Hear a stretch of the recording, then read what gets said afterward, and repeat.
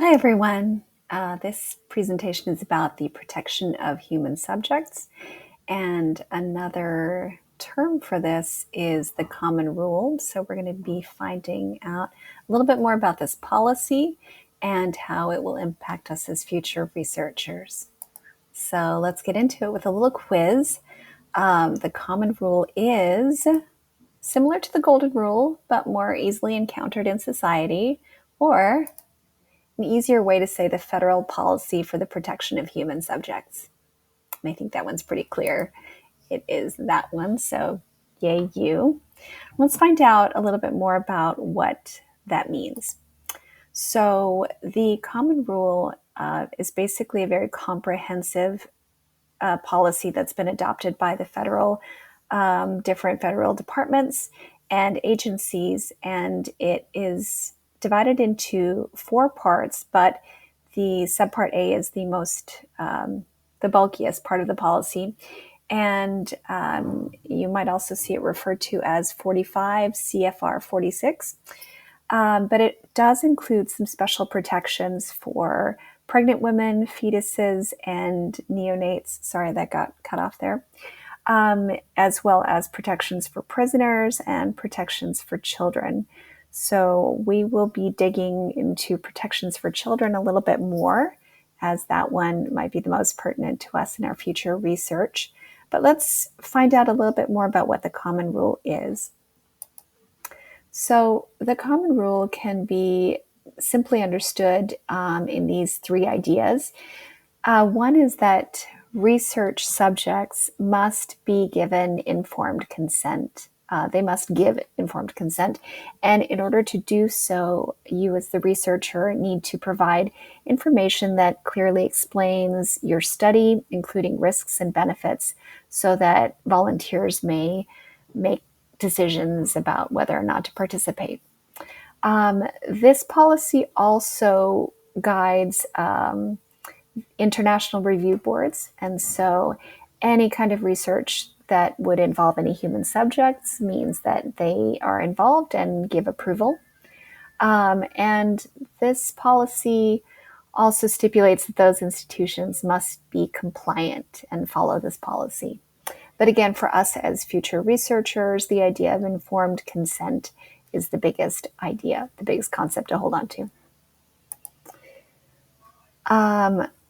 This policy is quite comprehensive and includes a lot of definitions.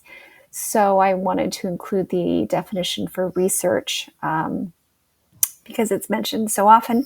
And they define research as the systematic investigation, including research development, testing, and evaluation designed to develop or contribute to generalizable knowledge. And I wanted to talk about what research is because later on in this presentation, we'll talk about what research isn't. But before we get to that, another term that comes up quite often is institutional review boards, or IRBs, and they are created expressly for following this policy. So we will be learning more about IRBs in later courses, and part of our training will also be to undertake the city training, and that is something that we as Wilkes students can apply for free and do that training. And I believe it's good for 3 years after we successfully pass it. And there is a little link on here, but it's also included in our digital EDD handbook. So let's find out. Oh, let's do another little quiz here about what research is. Systematic investigation, including analysis of current studies, evaluation, and testing, can be designed to contribute to generalizable knowledge. It's both. Well done, you. So I mentioned again that this document also includes what research isn't, and there were actually 4 topics on here, but I picked the one that I think is most relevant to us. So this is a recent addition, a revision to this document from 2018, and it says that scholarly and journalistic activities such as oral histories, journalism, biography, literary criticism, legal research, and historical scholarship are not considered to be research. So anything that really falls into that area would not be protected. Those human participants are not protected under this policy. But there are several other policies that would protect human subjects. So, for example, the FDA has its own regulations. So even if it's not protected by this policy, it could be protected by another. I mentioned that we would talk a little bit more about protections for children. And an important one is the idea that children give assent, but informed consent comes from a parent or parents or guardians.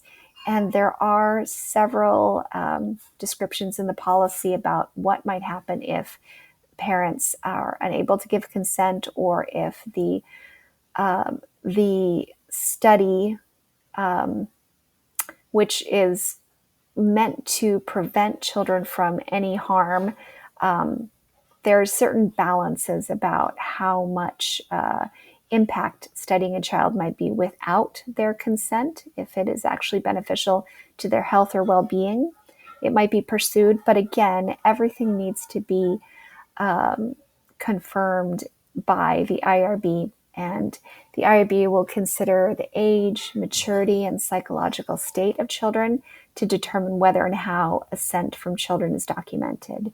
And part of this considers that some children are so young that they might not be able to give documented consent in writing. It might be verbal, and how that's collected really depends on the IRB. But above all, when it comes to children, the idea is that any research does not put them in harm. So something that is very helpful in the policy, and I've linked this in here, is it has a little flow chart. So when it comes to educational practices and certain assessments, there are some exemptions. So definitely any assessment or educational practice could be considered research, but if it's conducted within the confines of a classroom, it's sort of normal state of business for schools, they could be considered exempt. So I included these flowcharts to kind of recognize that as educators, especially when we're doing research on students or teachers, that research may very well be exempt. And again, as long as it's educational practices that are not limiting what children may learn or is out of the ordinary.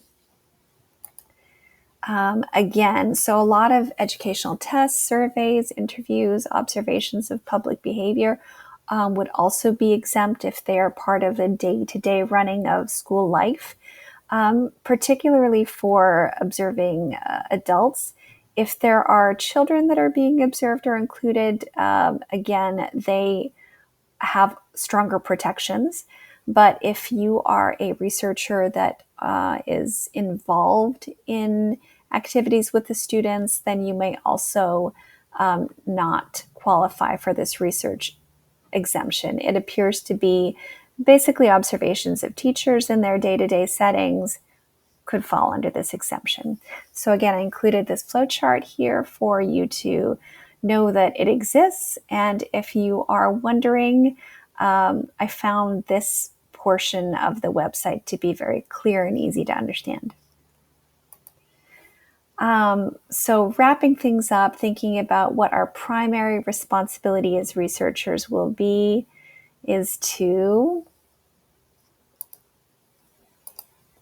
provide information to volunteers about the study, including risks and benefits, in language that is easily understood to enable them to make an informed decision about participating. So you are giving the most consideration to letting those volunteers know what they're in for. Hooray! And I just cited our EDD handbook, and the website itself comes, it's on hhs.gov, and that is linked in there. It's quite a long policy. And I imagine that IRBs are the ones that are really the best suited to interpret it and support us as researchers. But it's the decision-making charts are actually pretty easy to follow, so I hope that you find this helpful. All right. Bye, everyone.